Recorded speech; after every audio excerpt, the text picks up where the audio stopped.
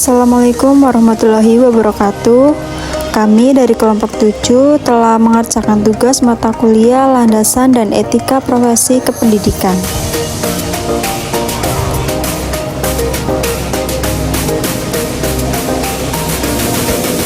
Dosen pengampu mata kuliah Pak Gigi Wenandika MPD. Anggota kelompok Bianca Nesya Indriani dengan NIM 22JJ10051, Rizka Ananda 22JJ10055, dan Wardah Khairunisa dengan NIM 22JJ10060.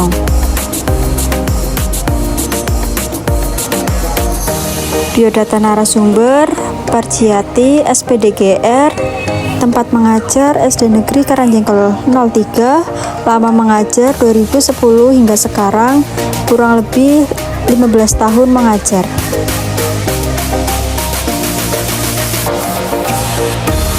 Berikut wawancaranya. Selamat menonton. Sebelumnya terima kasih Ibu sudah berkenan untuk kami wawancarai. Jadi di sini kami ada tugas mata kuliah landasan dan etika profesi kependidikan. Jadi kami mewawancarai guru yang sudah PPG baik daljab maupun prajab. Sebelum kami bertanya mengenai PPG, boleh Ibu perkenalan terlebih dahulu. Terima kasih untuk waktunya Mbak Bianca. Di sini saya akan memperkenalkan diri. Nama saya Parjiati SPDSD, alamat RT 1 RW 7 Desa Sukaraja Tengah, Banyumas. Saat ini tempat mengajar saya di SD Negeri Karangjengkel 3, Kecamatan Kesugihan, Kabupaten Cilacap. Sedikit itu perkenalan dari kami. Cukup ya, Mbak Bianca? Cukup. Baik, langsung saja saya mulai wawancaranya Ibu. Untuk pertanyaan yang pertama, apakah Ibu sedang melakukan atau sudah PPG? Jika iya, PPG apa, prajab atau daljab? Oh iya, saya sudah selesai melaksanakan PPG daljab. Daljab itu dalam jabatan itu tahun 2024, tepatnya sekitar bulan September sampai bulan November 2024. Selanjutnya, apa sih Bu perbedaan PPG prajab dan daljab? Oh iya, di sini PPG kan ada dua jenis ya, PPG daljab dan PPG prajab.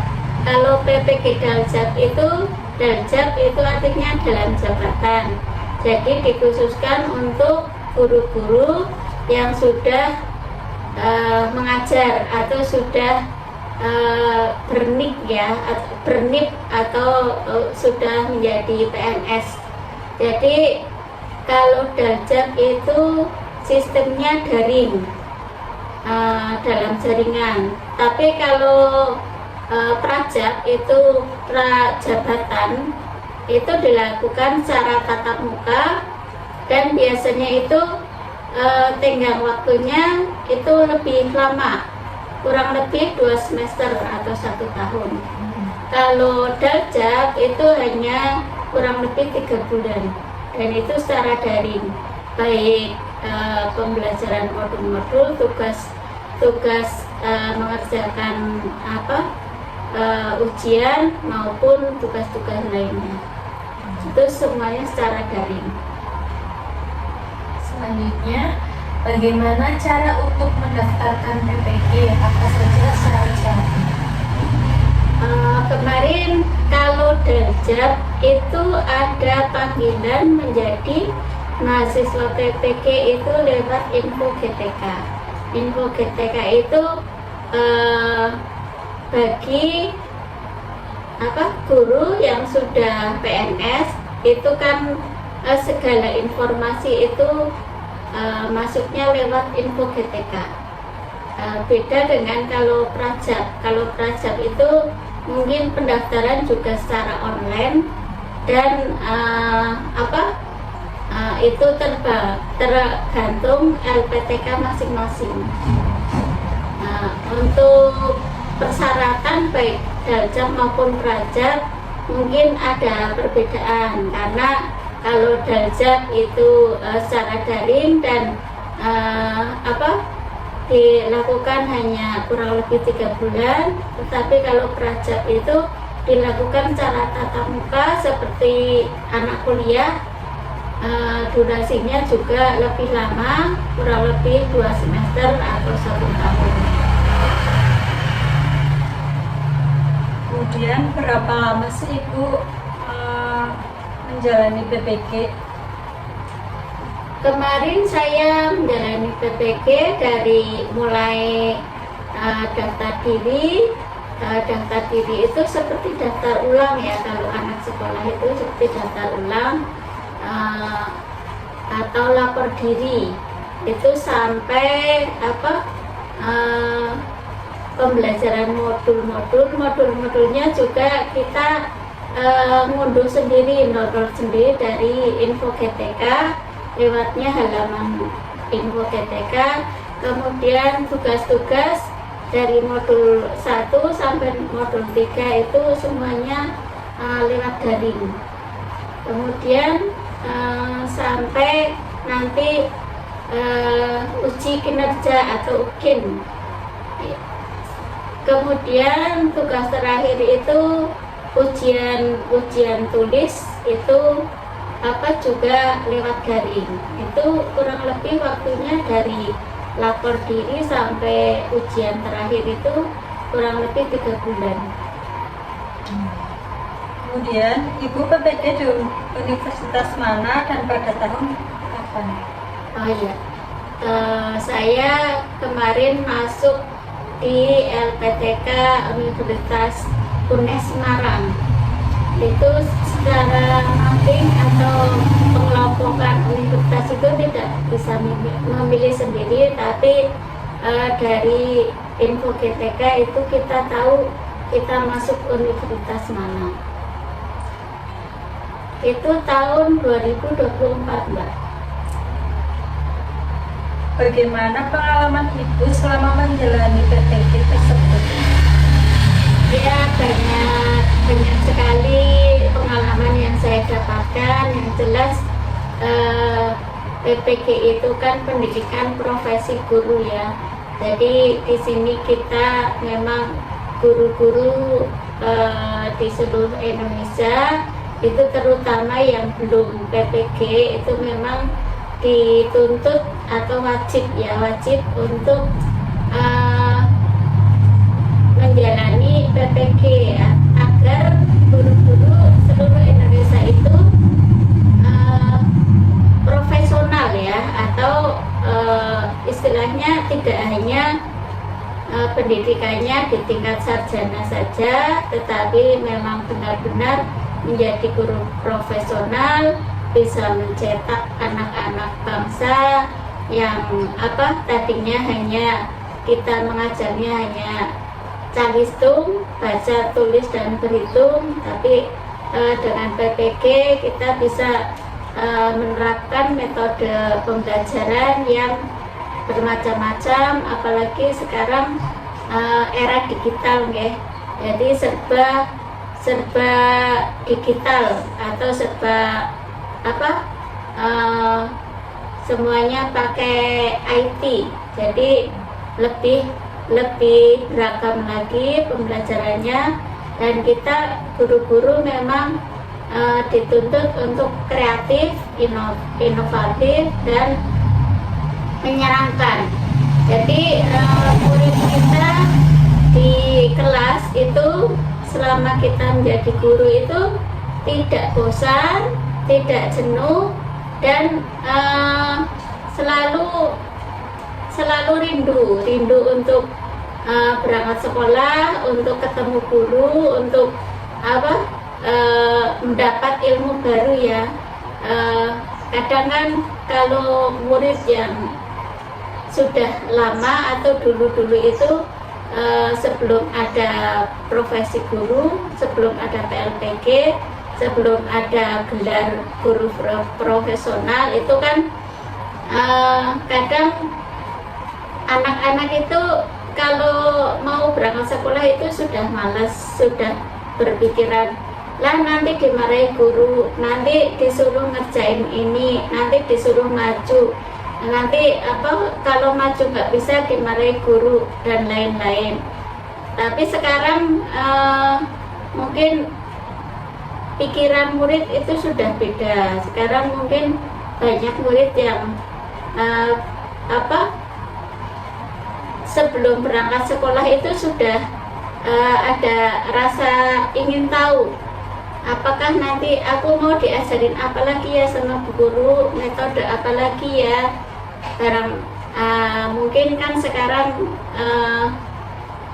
metode pembelajaran itu beragam, jadi ada yang pakai video pembelajaran, ada yang pakai alat peraganya juga bermacam, tidak hanya dulu kan cuma teori ya, kalau sekarang wajib memakai alat peraga. Itu jadi yang menjadikan, yang membedakan guru dulu dengan guru sekarang. Suka dukanya apa sih Bu ketika menjalani PPG? Ya kalau sukanya itu kita bisa sharing dengan baik dengan dosen pembimbing, dengan sesama mahasiswa PPG itu di seluruh Indonesia, karena itu di upload ya, atau jadi mahasiswa satu kelompok itu bisa dari berbagai daerah, ada yang dari luar Jawa, ada yang satu provinsi, ada yang satu kota, ada yang satu kecamatan. Jadi kita berbagi pengalaman di kelompok itu, baik dalam mengerjakan tugas-tugas maupun dalam pembelajaran yang lainnya. Untuk dukanya mungkin ya saya pribadi karena usia saya sudah kepala 4, itu untuk pembelajaran daring itu memang agak kesulitan. Jadi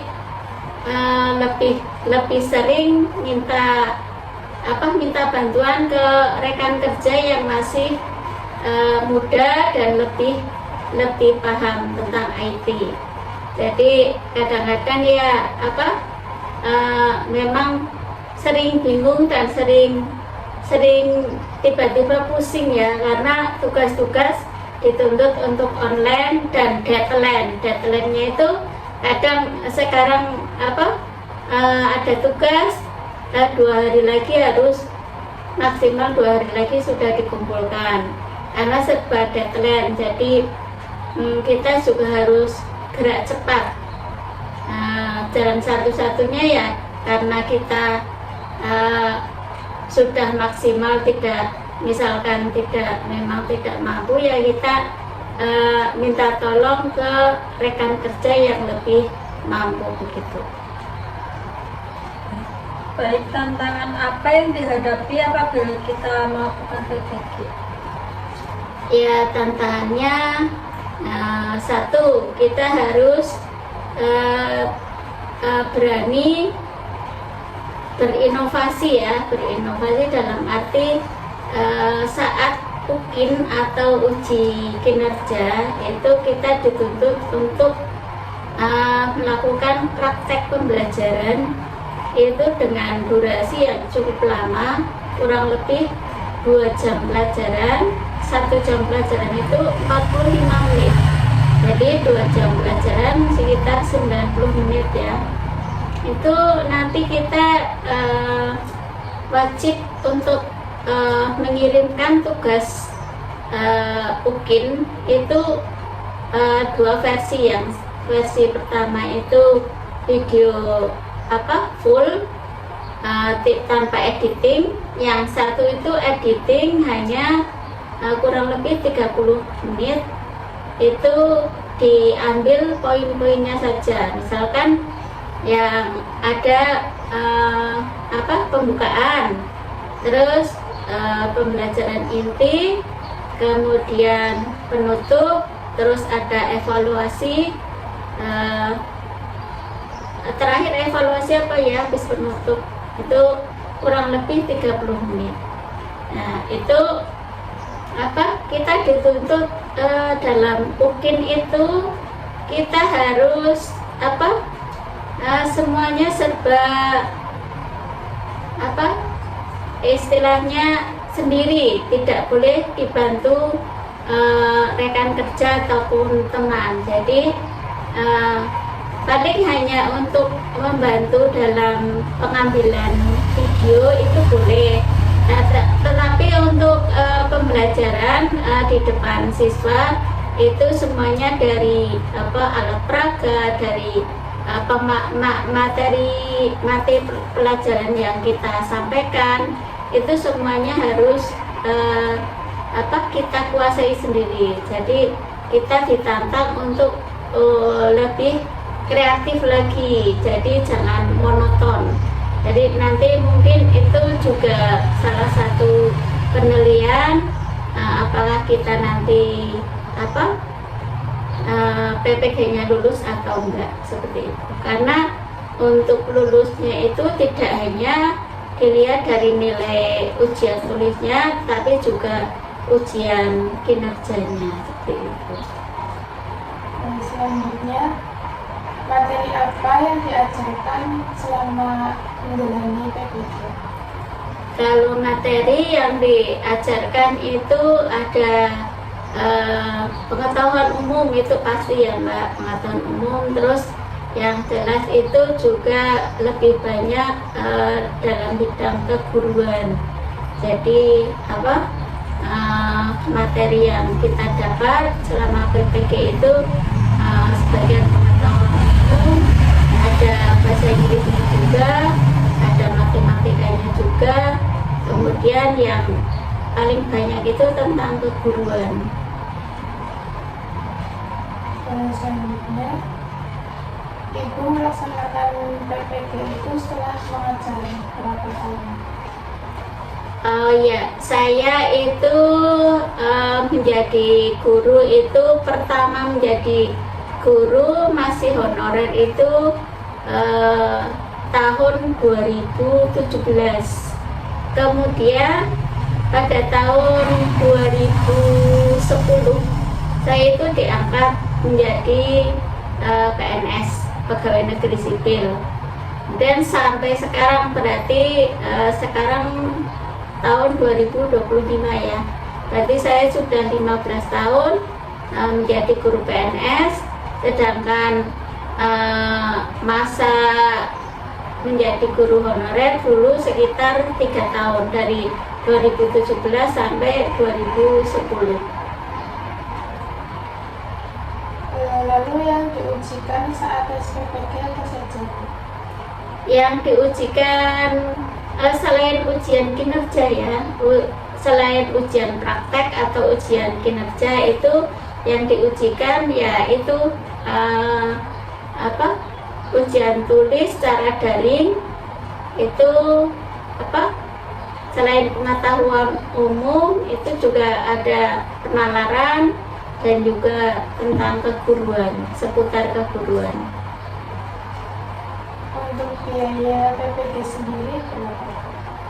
Kalau untuk sistem Daljab atau PPG Daljab dalam jabatan itu karena kita info panggilannya menjadi mahasiswa PPG itu dari info GTK, dari Dapodik, jadi kita dibiayai pemerintah.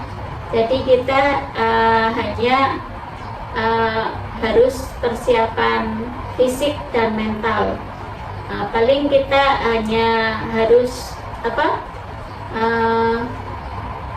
modal kuota ya, karena ini serba digital, serba daring, jadi kita mungkin harus banyak menyediakan kuota agar pembelajaran secara daring di PPG Dalzat ini bisa berjalan dengan lancar sampai dengan ujian terakhir. Alasan utama mengikuti PPG sendiri apa? Nah, di sini kan memang guru yang belum PPG atau belum mendapat gelar guru profesional itu memang diwajibkan untuk pendidikan profesi. Baik, bahkan jangankan guru yang sudah PNS atau yang sudah mengajar tapi belum PPG. Sekarang mahasiswa yang hampir lulus atau baru lulus pun sebelum mengajar di SD atau sebelum mencari sekolah untuk tempat wiyata bakti atau tempat mengajar itu diwajibkan untuk pendidikan profesi dulu agar kedepannya nanti juga lebih siap lagi dalam mengajar anak-anak, mengingat sekarang era digital ya, serba apa-apa serba digital, jadi memang dicari guru-guru yang lebih profesional agar kedepannya juga mencetak generasi muda yang lebih baik lagi. Untuk saran untuk calon peserta PPG apa? Ya, di sini Bu Guru menyampaikan bagi anak-anak yang mungkin mau lulus sarjana yang mengambil pendidikan guru atau PGSD, ya alangkah baiknya nanti setelah lulus sebelum mencari sekolah untuk tempat mengajar atau tempat latihan menjadi guru, itu lebih baik melanjutkan ke pendidikan profesi dulu agar nanti kesiapan mengajarnya itu lebih matang daripada yang hanya lulus sarjana. Kalau dulu Bu Guru memang baru lulus sarjana langsung mencari sekolah, karena dulu belum ada 2017 itu dulu belum ada sertifikasi, jadi belum ada pendidikan guru profesional. Ini juga untuk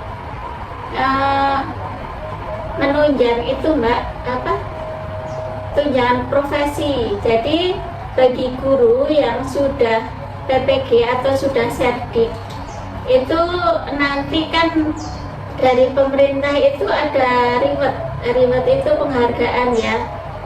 Selain gaji itu nanti ada tunjangan profesi dan besarannya itu kurang lebih 1 bulan gaji pokok.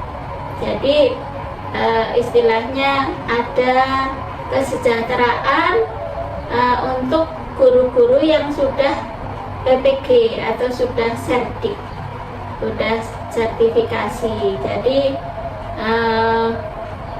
demi kesejahteraan guru-guru seluruh Indonesia itu memang pemerintah punya program untuk sertifikasi guru. Jadi sayang kan kalau kita hanya mengajar tidak melanjutkan ke pendidikan profesi, kita hanya sebatas mengajar dapat gaji tapi tidak dapat tunjangan profesi. Itu sayang ilmunya kita. Toh itu pendidikan profesi juga satu nanti untuk kesejahteraan kita ke depannya, kedua untuk membantu kita dalam kelancaran pembelajaran anak ke depannya. Baik itu kita ngajar di kelas 1 atau di kelas 2 atau di kelas 6, itu memang kita semua guru itu wajib harus siap ya, harus siap mengajar di kelas manapun. Kalau untuk guru SD mau ditempatkan di kelas 1 atau di kelas 6 atau di kelas 3, itu semuanya harus siap. Dan itu pun jenjang karirnya tidak cukup menjadi guru kelas. Nantinya misalkan kita sudah senior, sudah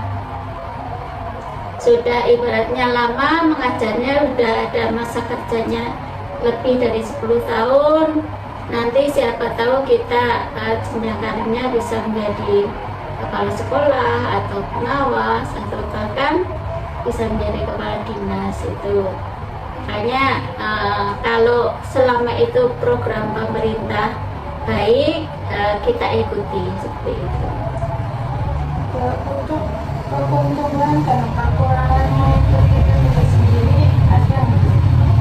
Kalau keuntungannya jelas, menurut saya sih banyak untungnya. Kayak kemarin selama PPG juga istilahnya banyak kemudahan. Kalau untuk daljak itu banyak kemudahan karena mungkin memang mengingat dan menimbang kita yang mahasiswa daljak itu rata-rata sudah kesepuan. Keduanya memang ini hanya untuk bukan untuk formalitas ya, tapi ini memang tuntutan. Memang guru-guru yang tadinya belum cerdik biar mendapat tunjangan profesi menjadi sejahtera lagi, itu memang wajib mengikuti prosedur yang ada. Kalau memang mengikuti PPG Prajat tidak memungkinkan karena kita punya tugas mengajar, ada SK-nya, jadi kita diprogramkan pemerintah untuk mengikuti PPG Daljak seperti itu.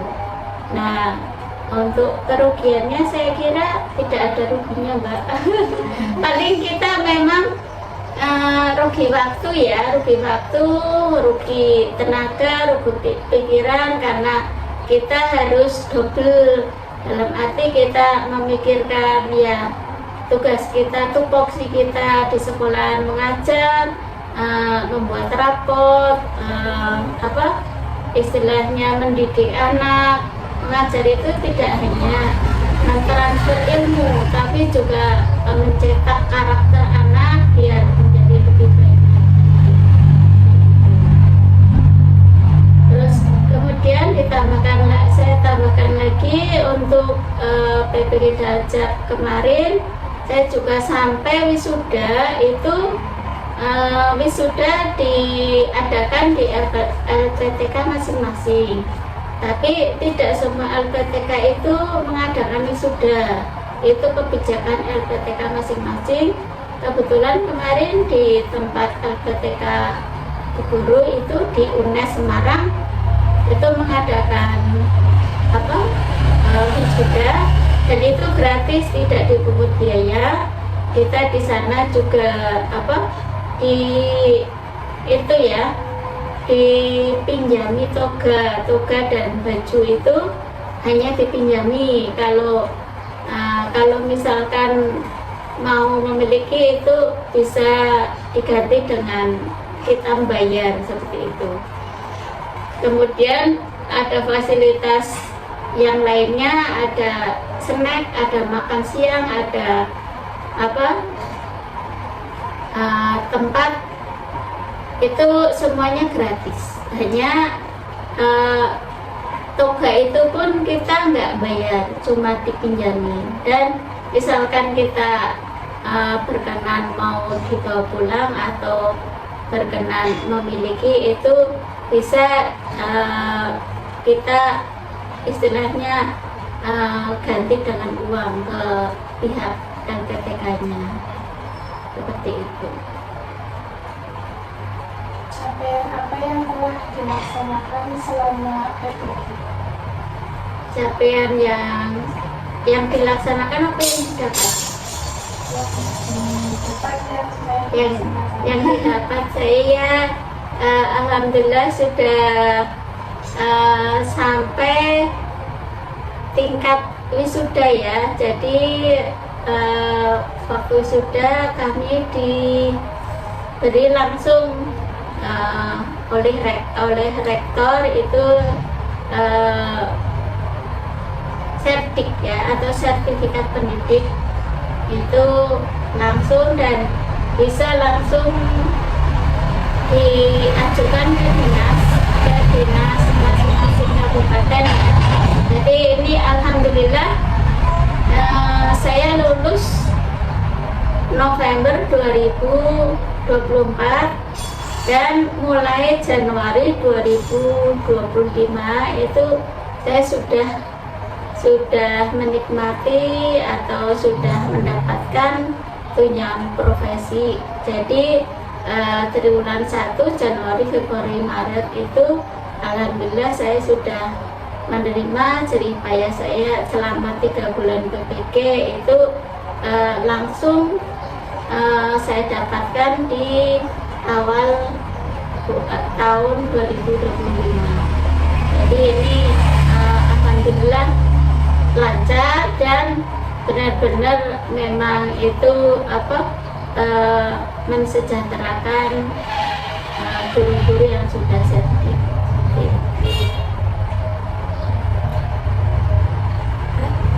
Mungkin ada tambahan yang lain Mbak Bianca, Mbak Rizka? Sudah, mungkin cukup Ibu wawancara dari kami. Terima kasih atas jawaban Ibu yang sangat luar biasa. Terima kasih Ibu.